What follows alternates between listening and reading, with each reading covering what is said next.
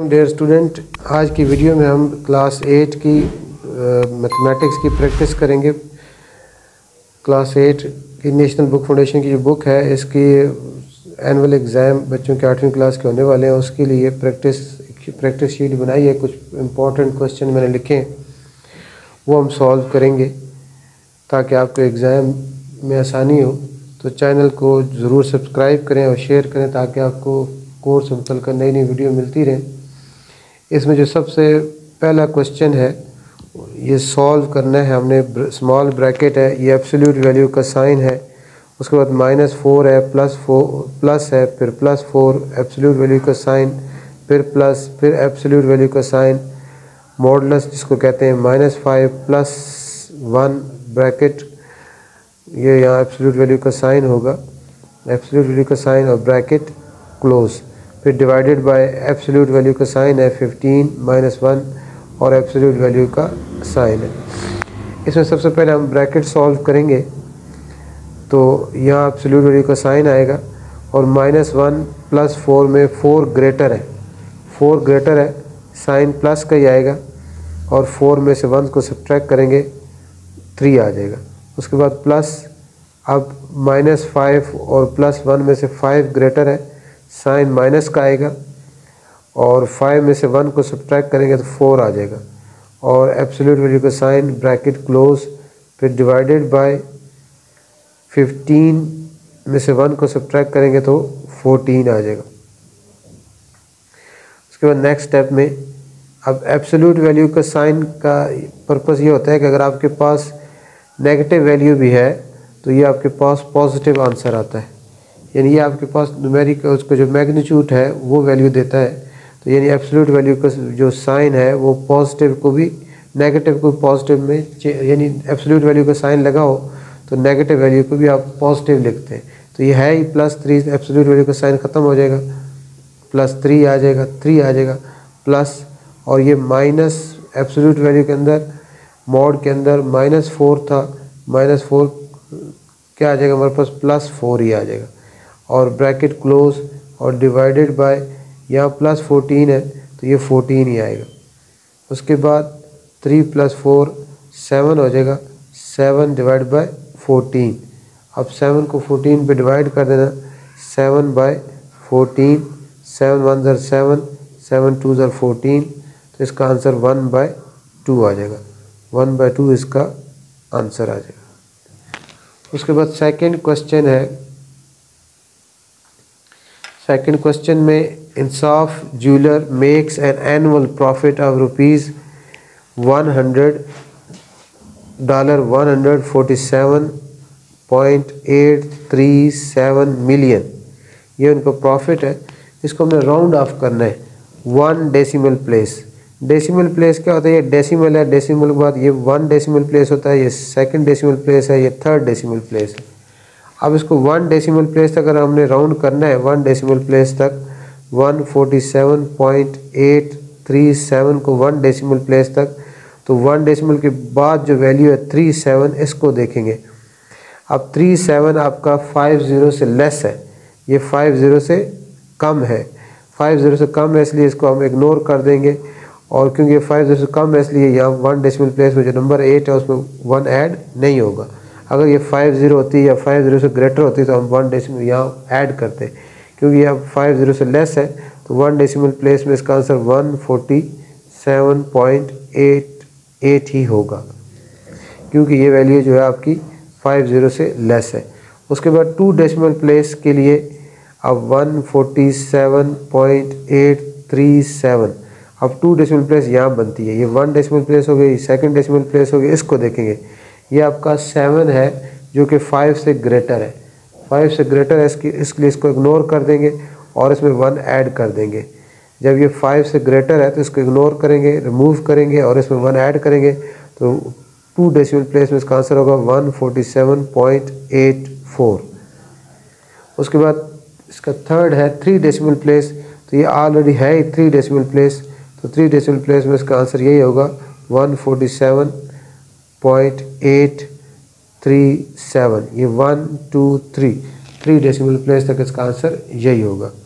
उसके बाद next third part है, इसमें हमने फाइंड करना है square root. Square root find करना है इसका बाय डिवीजन मेथड। हमने स्क्वायर रूट फाइंड करना है 1522756 का by division method. Division method में इसको इस तरह लिखा जाता है 1522756। राइट साइड से पेयर बनाए जाते हैं, ये पेयर बन गया, ये दूसरा पेयर बन गया, ये तीसरा पेयर बन गया, 1 ऐसे ही आ गया। और डिवीजन मेथड यही होता है स्क्वायर रूट फाइंड करने का। 1 1 ज़ार, 1 1 ज़ार क्या होता है, 1 होता है। इसको सब्ट्रैक्ट करेंगे तो क्या आ जाएगा आपके पास, 1 में से 1 को सब्ट्रैक्ट करेंगे 0 आ जाएगा। ऊपर से आपके पास ये पेयर नीचे आ जाएगा 52। अब बाय मेथड 1 को डबल करेंगे, ये 2 हो जाएगा। अब 2 को किससे मल्टीप्लाई किया जाए कि 5 आए या 5 के नियरेस्ट आए, तो 2 2 ज़ार 4 होता है, तो यहाँ आपके पास 2 आ जाएगा। 22 2 ज़ार 22 2 ज़ार 44 आ जाएगा। अब इसमें से जब 52 में से 44 को सब्ट्रैक्ट करेंगे तो आपके पास 8 आ जाएगा। उसके बाद नेक्स्ट आपके पास पेयर 2 7 जो है नीचे आ जाएगा। और ये नेक्स्ट स्टेप में आप इसको डबल करना है, ये 2 2 ज़ार 4 हो जाएगा और ये यहाँ 2 ऐसे ही आ जाएगा। सिर्फ पहले हमने इसको डबल किया, अब इसको डबल करेंगे।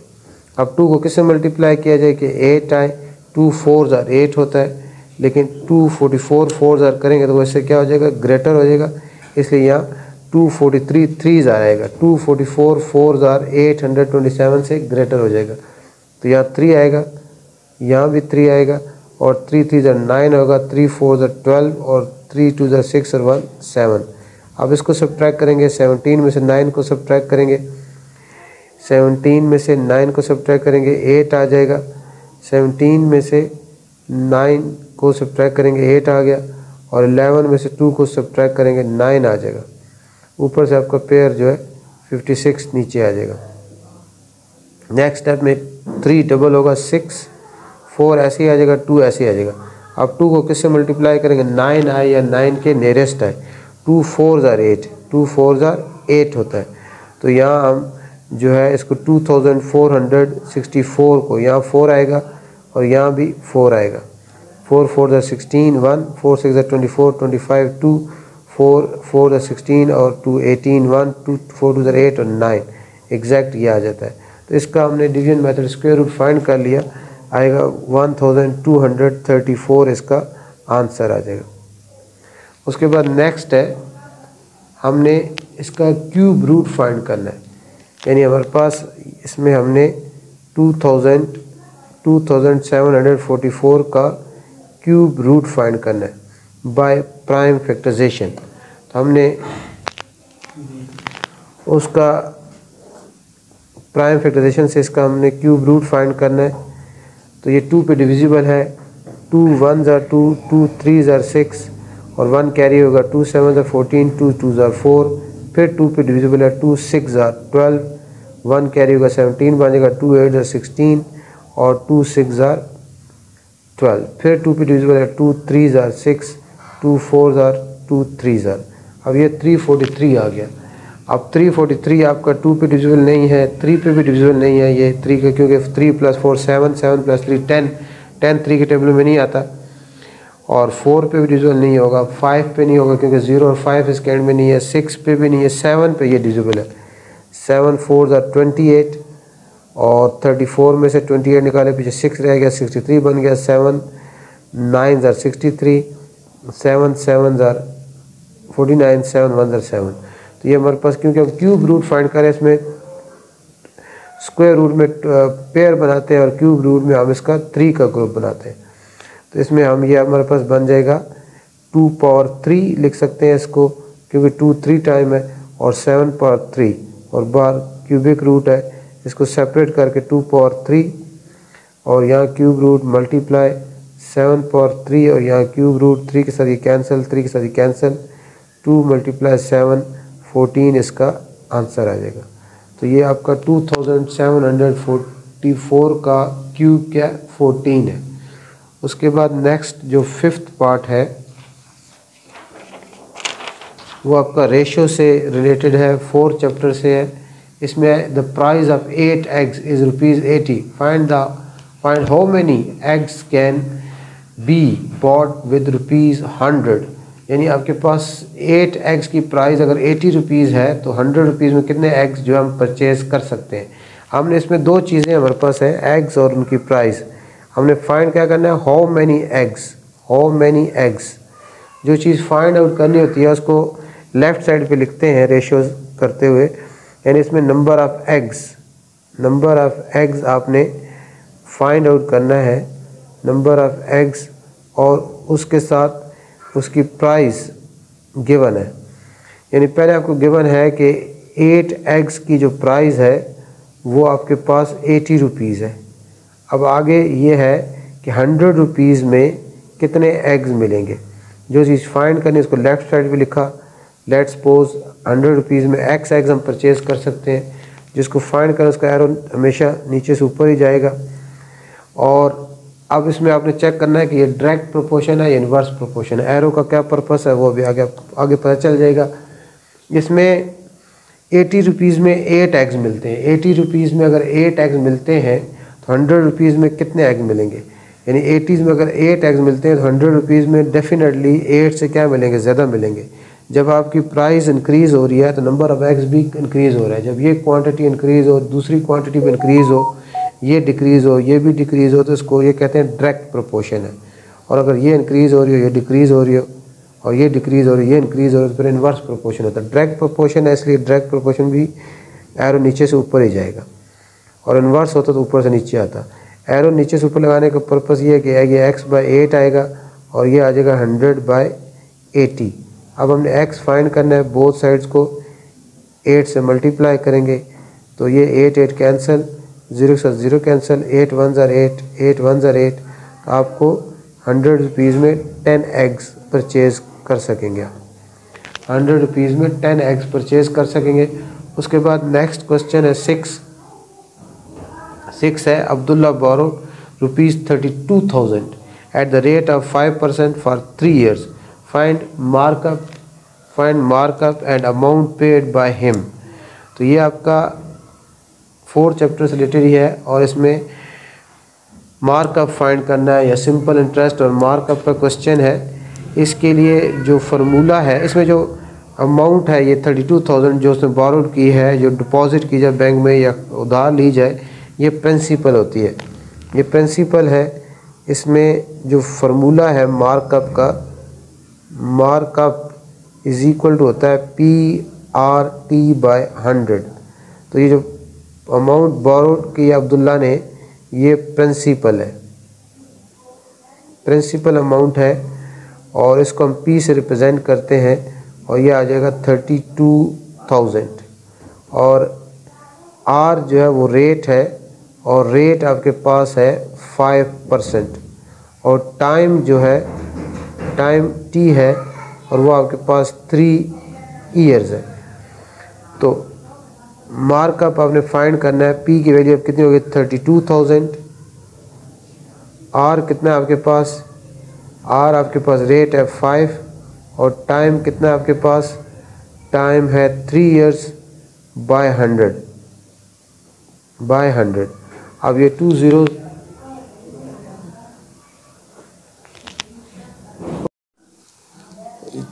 zeros जो है 2 0 के साथ कैंसिल आउट हो गए। उसके बाद 3 5 और 15 को 320 के साथ मल्टीप्लाई करना है। 15 × 0 0, 15 2 are 30, 3 कैरी हो गया, 15 3 45 और 3 48। तो 4800 जो है मार्कअप हमारे पास आ गया। उसके बाद अमाउंट फाइंड करनी है। अमाउंट जो है, अमाउंट जो उसको पे करनी पड़ेगी वो इक्वल होती है प्रिंसिपल प्लस मार्कअप। प्रिंसिपल है, प्रिंसिपल अमाउंट 32,000 है और मार्क है 4800।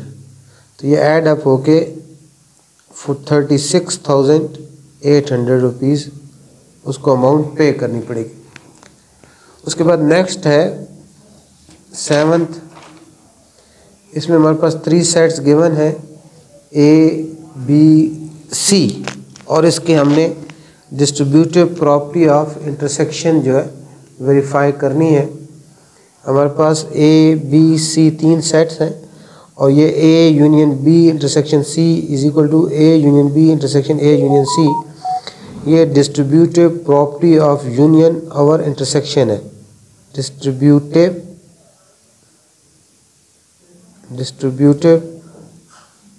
प्रॉपर्टी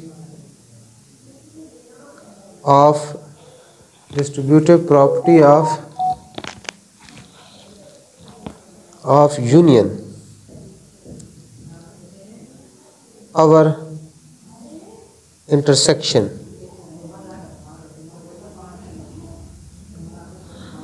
ये है।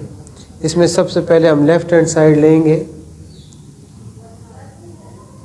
लेफ्ट हैंड साइड है A union B intersection C. इसमें पहले हम ब्रैकेट को सॉल्व करेंगे और पहले ब्रैकेट में क्या है बी इंटरसेक्शन सी।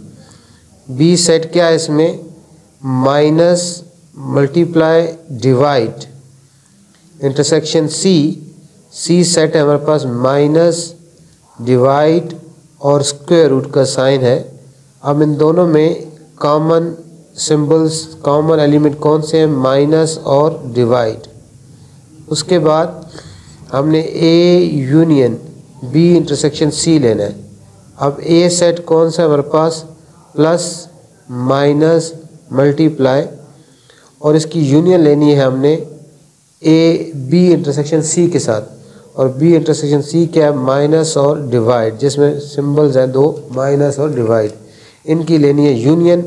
यूनियन में कौन से एलिमेंट आते हैं जो ए में है वो भी आ जाएंगे, जो बी इंटरसेक्शन सी में वो भी आ जाएंगे, या दोनों में जो है वो भी एक दफ़ा आ जाएगा। तो इसमें क्या है plus minus multiply plus minus यहाँ भी है एक दफ़ा लिख लिया, डिवाइड यहाँ भी वो भी लिख लेंगे और प्लस और मल्टीप्लाई भी आ जाएंगे और ये डिवीजन का साइन भी आ जाएगा। ये हमारे पास A union bracket B intersection C आ गया। इसकी जो राइट हैंड साइड है A union B intersection A union C. अब इसमें पहले ब्रैकेट को सॉल्व करना है हमने, तो ब्रैकेट में पहले क्या करना है हमने ए यूनियन बी को सॉल्व करना है। ए यूनियन बी, तो ए क्या है ए है plus minus multiply union B. B क्या है माइनस मल्टीप्लाई डिवाइड। इसकी लेनी है यूनियन। यूनियन जैसे पहले बताया कि वो एलिमेंट आएंगे जो ए में है वो भी आएंगे, जो बी में वो भी आएंगे, जो दोनों में है उसको एक दफ़ा लिखेंगे। प्लस माइनस मल्टीप्लाई डिवाइड ये आ जाएगा। इसके बाद हमने ए यूनियन सी लेना है। ए आपके पास क्या है प्लस माइनस मल्टीप्लाई और यूनियन सी आपके पास क्या है माइनस डिवाइड और स्क्वायर रूट का साइन है। अब इसकी हमने यूनियन लेनी है। इसमें क्या आएगा प्लस आएगा, माइनस आएगा, मल्टीप्लाई आएगा, डिवाइड आएगा और स्क्वायर रूट का साइन आ जाएगा। अब हमने ए यूनियन बी और इंटरसेक्शन लेना है इसका ए यूनियन सी के साथ।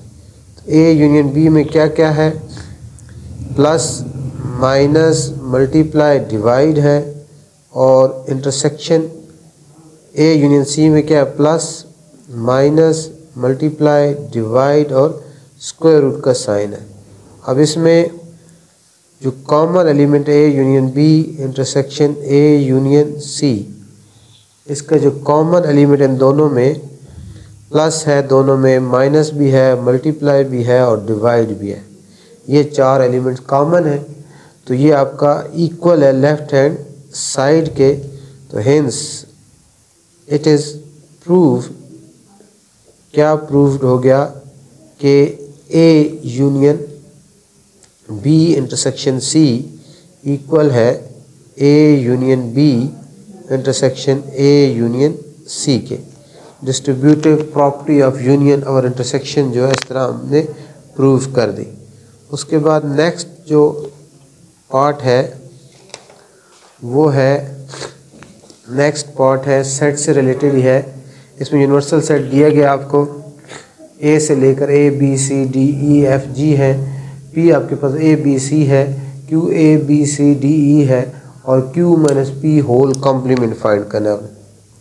इसमें पहले आपने क्यू माइनस पी फाइंड की, Q minus P whole complement find करना, तो पहले आप ब्रैकेट में जो ब्रैकेट सॉल्व करते हैं क्यू माइनस पी, क्यू क्या है, A B C D E, minus P क्या है, A B C. Q minus P का क्या मतलब होता है, क्यू के वो एलिमेंट जो कि पी में ना हो, the elements of P which are not present in P, वो लिखेंगे हम। ए भी यहाँ है, बी भी है, वो भी नहीं आएगा, सी भी है, डी नहीं है और ई नहीं है। ये वो एलिमेंट है क्यू के जो कि पी में नहीं है। Q minus P, the elements of Q which are not present in P, वो दो एलिमेंट्स थे डी और ई। उसके बाद हमने Q minus P whole complement करना, उसका मतलब है U minus Q minus P, U के वो एलिमेंट जो कि पी क्यू माइनस पी में ना हो। यूनिवर्सल सेट क्या है, A B C D E F G, और क्यू माइनस पी क्या आपके पास, डी और ई है। अब इस यूनिवर्सल सेट के कौन से एलिमेंट इसमें नहीं है, ए नहीं है, बी नहीं है, सी नहीं है, डी तो है वो नहीं लिखेंगे, ई है वो नहीं लिखेंगे, एफ नहीं है और जी नहीं है। तो ये हमारे पास Q minus P whole complement answer आ जाएगा। Q minus P whole complement A B C F G. उसके बाद नाइन्थ है, नाइन्थ अलजबरा से रिलेटेड, इसको हमने सिंप्लीफाई करना है।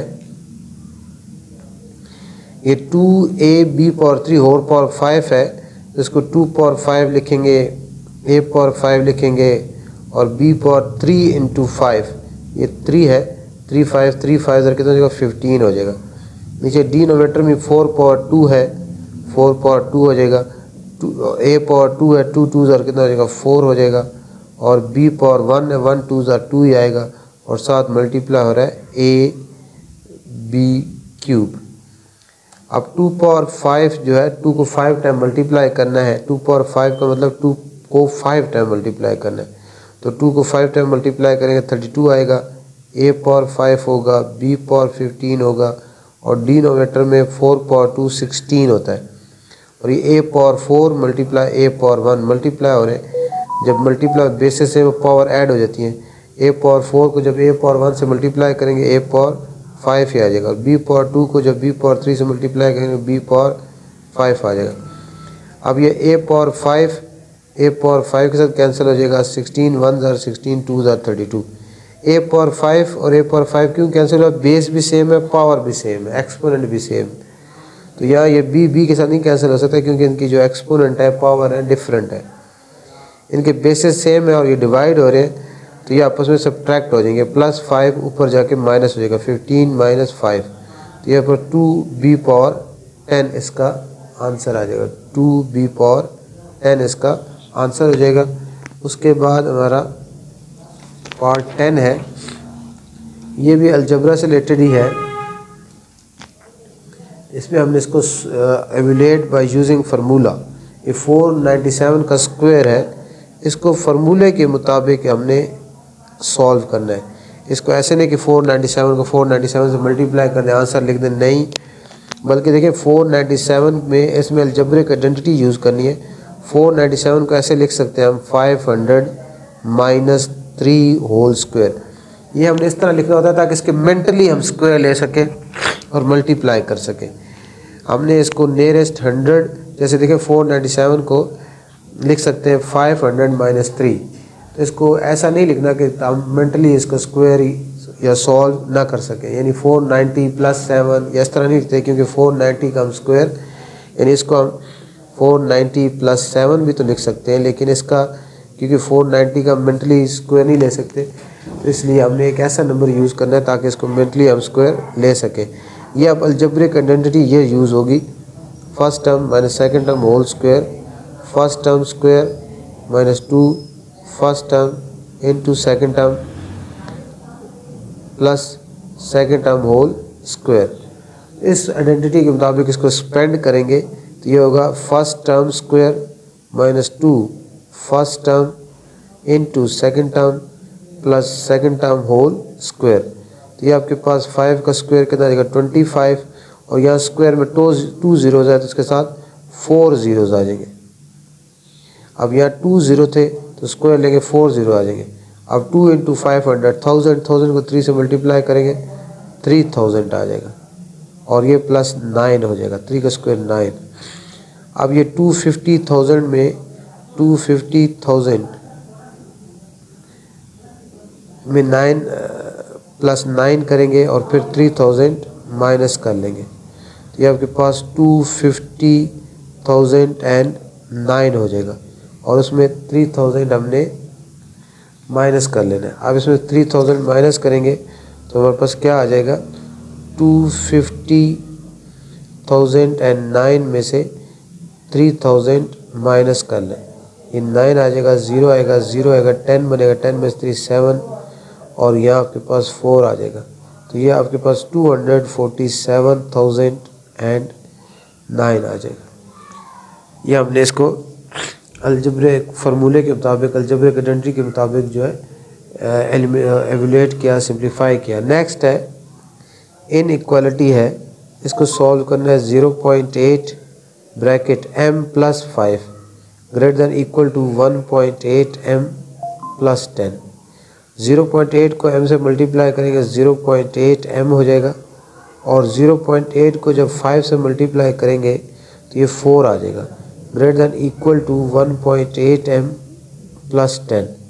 अब जो वेरिएबल है वो आपके लेफ़्ट साइड पे शिफ्ट होंगे, ये 0.8 m हो जाएगा, ये साइड पे आएगा तो minus 1.8 m greater than equal to 10 minus 4। अब ये 0.8 स्मॉलर है, 1.8 ग्रेटर है, इस साथ माइनस का साइन माइनस आएगा, 1.8 में 0.8 माइनस करेंगे तो आपके पास 1 आ जाएगा, minus 1m greater than equal to यहाँ क्या आ जाएगा 6। अब minus 1m greater than equal to 6 है। अब हमने m की वैल्यू फाइंड करें, बोथ साइड्स को -1 पे डिवाइड करेंगे। जब इन इक्वालिटी में नेगेटिव नंबर पे डिवाइड किया जाता है, इसको जब -1 पे डिवाइड करेंगे बोथ साइड को, तो ये जो इन इक्वालिटी का साइन है ये चेंज हो जाएगा, ये लेस देन इक्वल टू हो जाएगा। जब भी इन इक्वालिटी में नेगेटिव नंबर पे चेंज डिवाइड किया जाता है बोथ साइड को, तो जो इन इक्वालिटी का साइन है वो आपका उलट जाता है। तो ये माइनस माइनस कट गया, तो m आपका less than equal to 6 by -1 को -6 लिख सकते हैं, तो m less than equal to -6 इसका जो है आंसर आ जाएगा। इन इक्वालिटी में जब भी बोथ साइड को नेगेटिव नंबर पे डिवाइड किया जाता है तो इन इक्वालिटी का साइन आपका उलट जाता है। ये चीज़ इन इक्वालिटी और इक्वालिटी को सॉल्व करने में यही डिफरेंस है, इसको आपने याद रखना है, समझना है। उसके बाद क्वेश्चन नंबर 12 है, on graph paper draw triangle ABC with versus A 0-2 है, 0 2 है और 3 0 है, and its image A dash B dash C dash when ABC reflected across y-axis, across y-axis। इसकी हमने इमेज फाइंड करना है जबकि ये रिफ्लेक्टेड है across y-axis। अब इसकी सोल्यूशन इस तरह है कि आपके पास जो पहले वर्सेस है A है 0-2 है, B 0 2 है और C क्या है 3 और 0 है। अब आपने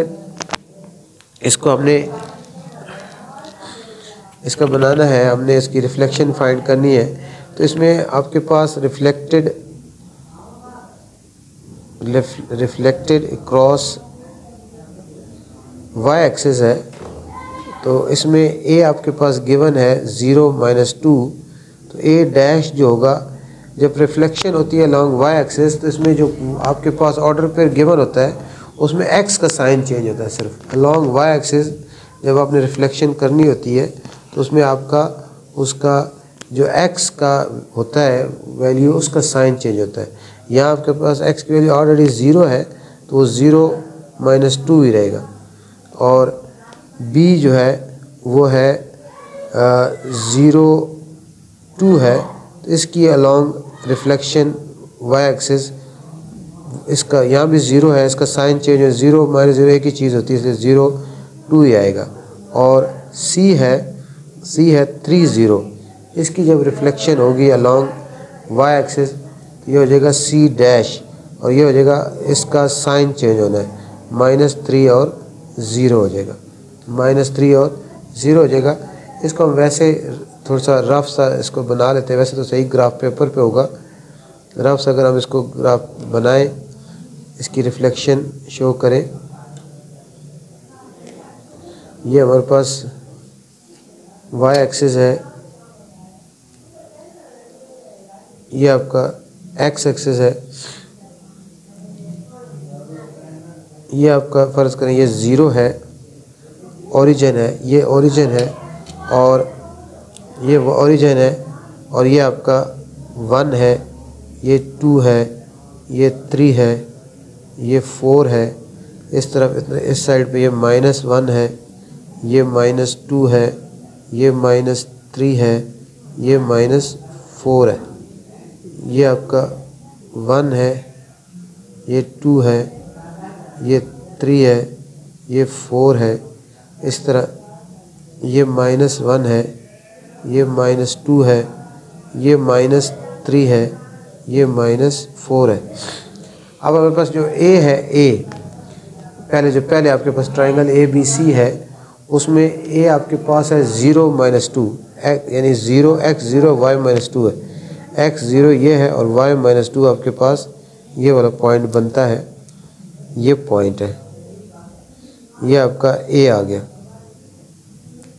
ये ए है, और बी आपके पास है 0 2, यानी x 0 है y 2 है, वो आपका ये पॉइंट होता है, x 0 हो गया y 2 हो गया, ये बी हो गया। अब सी क्या है, x 3 है y 0 है, x 3 है, और पहला क्या था, x 0 था, ये 0, सॉरी मैंने गलत प्लॉट किया है, पहला हमारे पास क्या था, x 0 y -2 है, तो ये सॉरी आपके पास ये पॉइंट बनता है, ये आपके पास a है, क्योंकि x 0 है ना, पूरे y एक्सिस के ऊपर x 0 होता है, पूरे y एक्सिस के ऊपर x 0 होता है, तो ये आपके पास ये a पॉइंट बनता है। और b क्या है, x 0 है y 2 है, x 0 है ये पूरे, और y 2 वो ये पॉइंट बनता है b। और c पॉइंट जो आपके पास, c पॉइंट क्या है, x 3 है और y 0 वो ये पॉइंट बनता है, ये c बनता है। तो इस तरह आपके पास ये a b c, इस तरह ये ट्रायंगल आपके पास बन जाती है, a b c।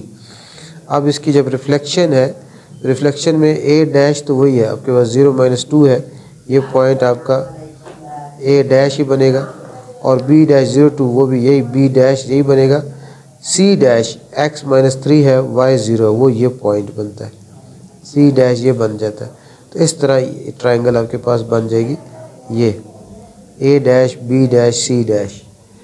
तो ये आपके पास पहले थी, हमने ट्रायंगल जो है a b c बनाई, यानी a आपके पास 0 -2 है, x 0 है y -2 ये पॉइंट आएगा, b आपके पास 0 2 है वो ये वाला पॉइंट आएगा, और c 3 0 है वो ये पॉइंट आएगा।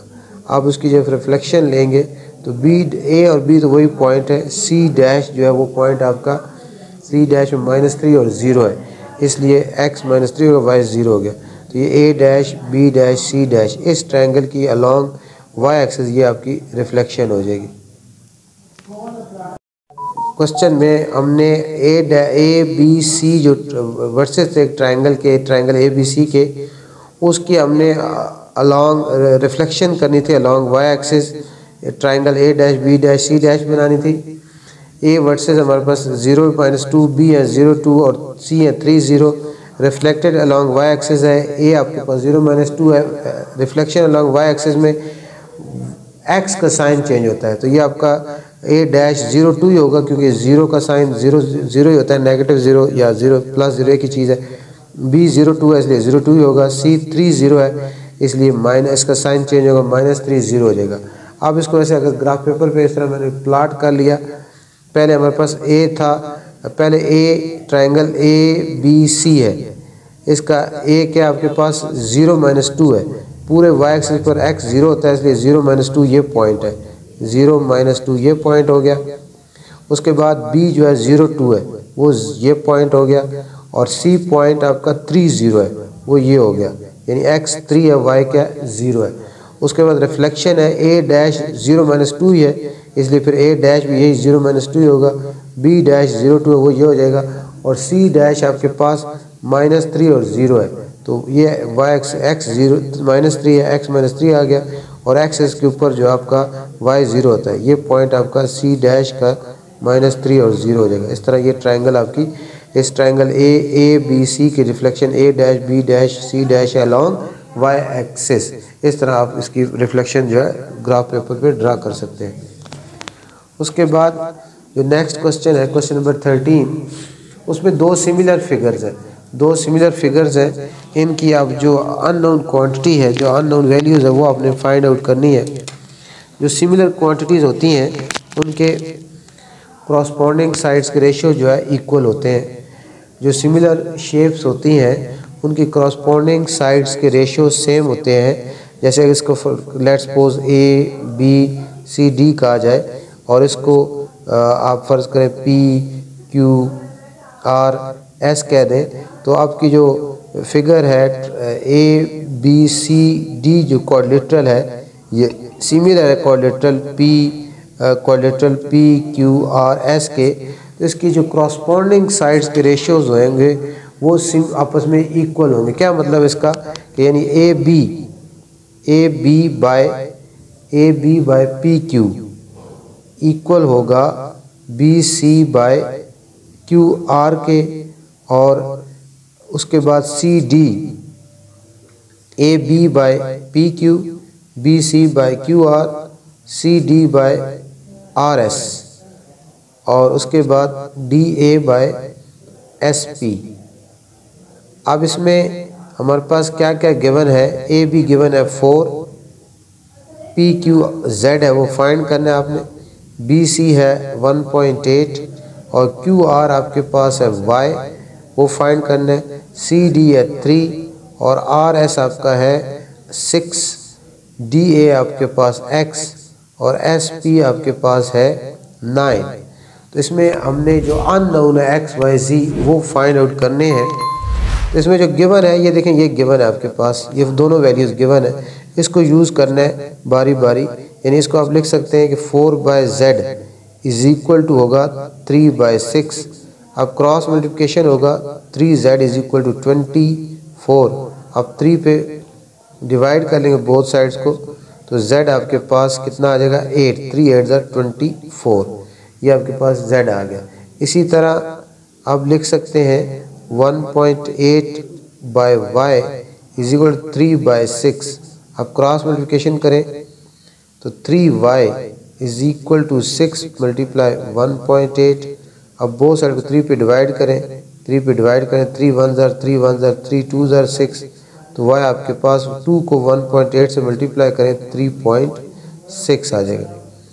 उसके बाद नेक्स्ट रह गया आपके पास x, 3/6 is equal to x/9 लिखें, तो 6x is equal to 3 into 9 लिख लें, बोथ साइड को 6 पे डिवाइड कर दें, ये कैंसिल 3 1 ज़ा 3 2 ज़ा 6, तो x आपका 9/2, तो x आपके पास 4.5 आ जाएगा, x आपके पास 4.5 आ जाएगा। इस तरह आप टू सिमिलर शेप्स जो होती हैं उसमें जो अननोन वैल्यूज़ होती हैं क्वांटिटीज़ वो आप फाइंड कर सकते हैं, क्योंकि सिमिलर शेप्स की कॉरस्पॉन्डिंग साइड्स के रेशियो सेम होते हैं। कॉरस्पॉन्डिंग साइड्स का क्या मतलब कि A B by P Q equal होगा B C by Q R, उसके बाद C D by R S और D A by S P.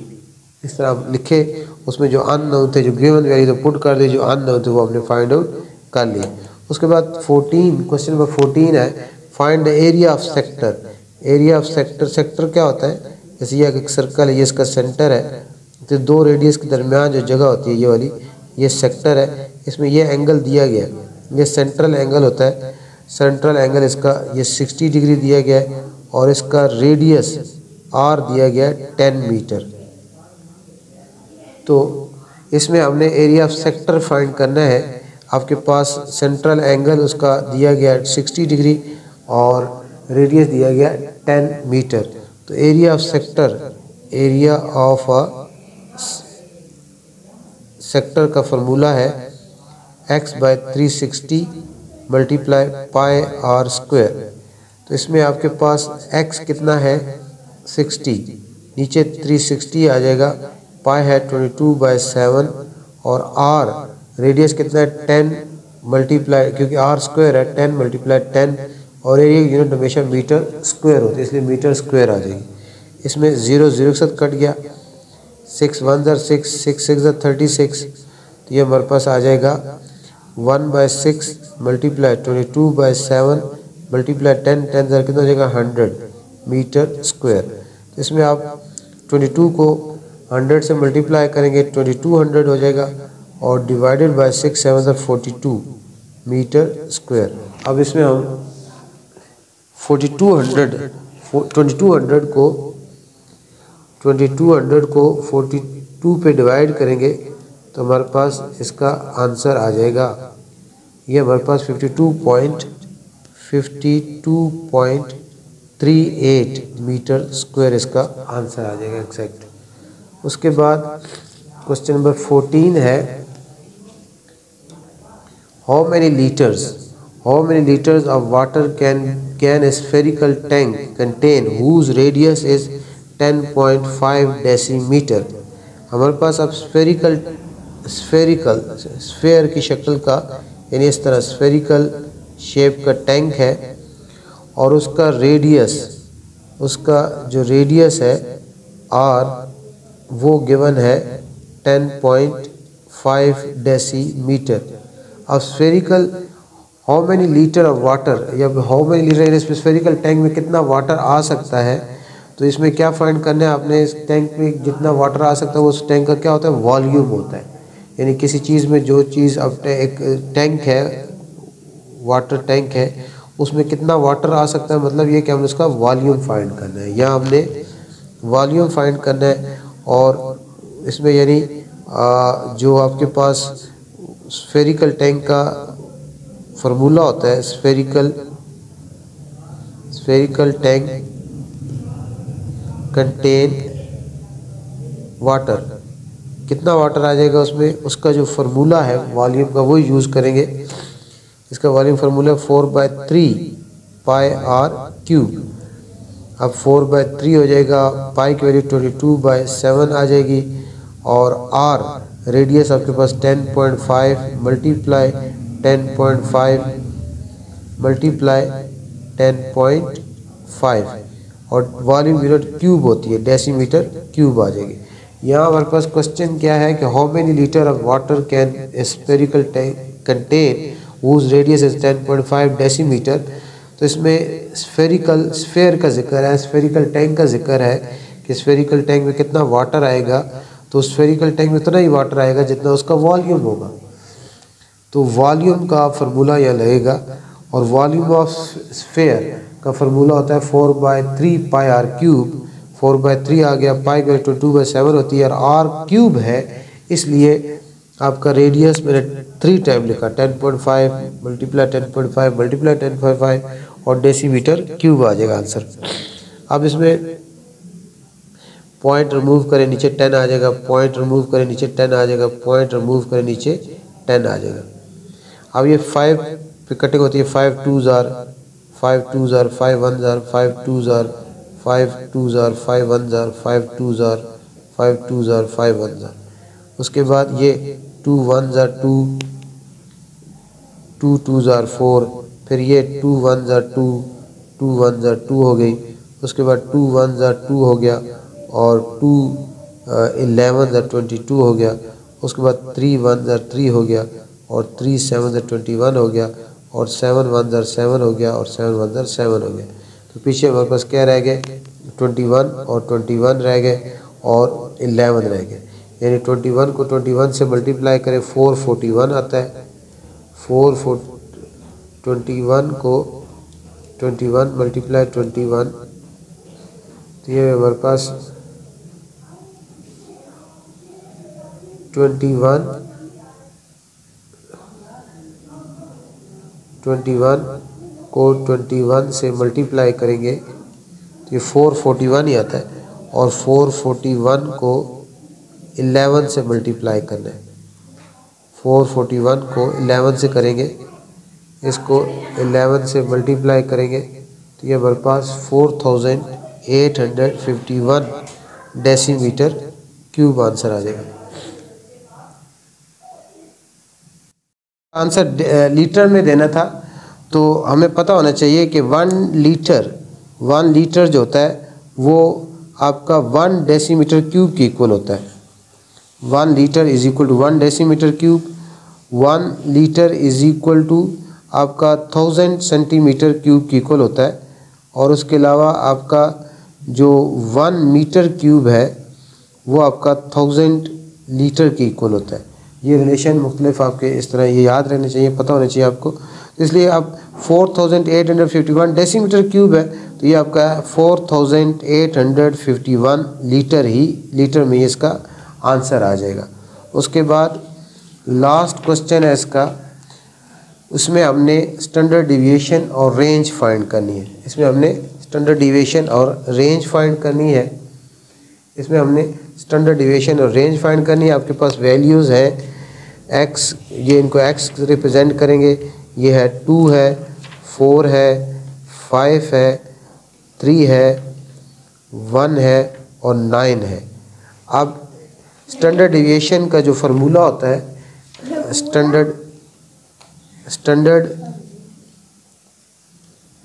Standard deviation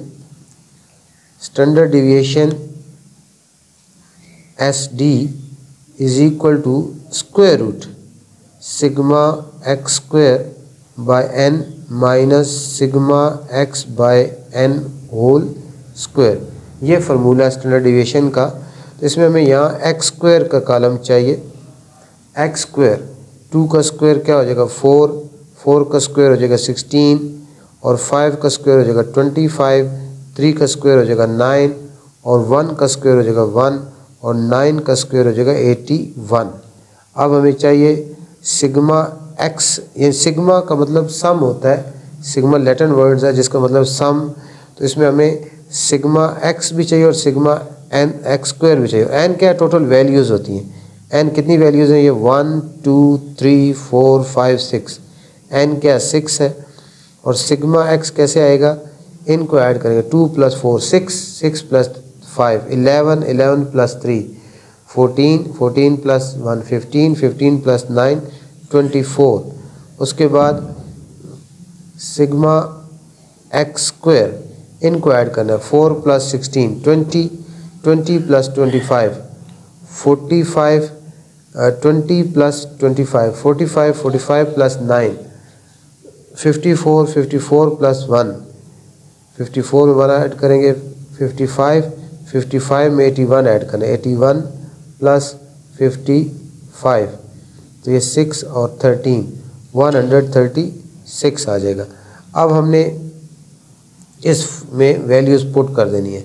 ये हमारे पास सिग्मा x स्क्वायर आ गया 136 बाय n कितना है 6, और माइनस सिग्मा x कितना है 24, और n कितना है 6, यहाँ 6 आ जाएगा होल स्क्वायर आ जाएगा। अब 136 को हमने 6 पे डिवाइड करना है। 136 को डिवाइड करना है 6 पर। 136 को हमने 6 पे डिवाइड किया तो ये हमारे पास 22.7 आ जाएगा, और इधर 6 1s are 6 और 6 4s are 24, यानी 4 का ये स्क्वायर आ जाएगा। उसके बाद नेक्स्ट स्टेप में ये हमारे पास 22.7 और 4 का स्क्वायर 16 आ जाएगा। अब इसमें से 22.7 से 16 माइनस करेंगे तो ये आपके पास 6.7 आ जाएगा। तो ये आपने 6.7 का स्क्वायर रूट लेना है आपने 6.7 का। आपने स्क्वायर रूट किसका लेना है 6.7 का आपने स्क्वायर रूट ले लेना है। तो ये हमारे पास आ जाएगा 2.58 इसका आंसर आएगा। और इसमें हमने रेंज भी फाइंड करनी थी। रेंज किसकी इक्वल होती है? रेंज इक्वल होती है maximum value minus lowest value. इसमें जो सबसे बड़ी वैल्यू थी, इसमें जो हमारे पास डेटा गिवन है, इसमें 2, 4, 5, 3, 1, 9 में जो सबसे बड़ी वैल्यू है वो है 9 और सबसे छोटी वैल्यू है 1। अब 9 में से 1 माइनस करेंगे, हमारे पास क्या आ जाएगा? 8। तो इसकी रेंज क्या आ गई? हमारे पास 8 आ गई। तो इस तरह ये जो हमने कुछ इंपॉर्टेंट क्वेश्चन की रिवीजन की क्लास 8 की, तो ज़रूर इंशाल्लाह आप इसको समझेंगे तो आपको फ़ायदा होगा। और वीडियो को ज़रूर लाइक करें, शेयर करें, चैनल को सब्सक्राइब ज़रूर करें ताकि आपको मैथ की नई नई वीडियोज़ जो है मिलती रहे। और इनमें भी अगर कोई प्रॉब्लम हो तो कमेंट करके जो है अपने प्रॉब्लम्स को बता सकते हैं और बात कोई पूछ सकते हैं।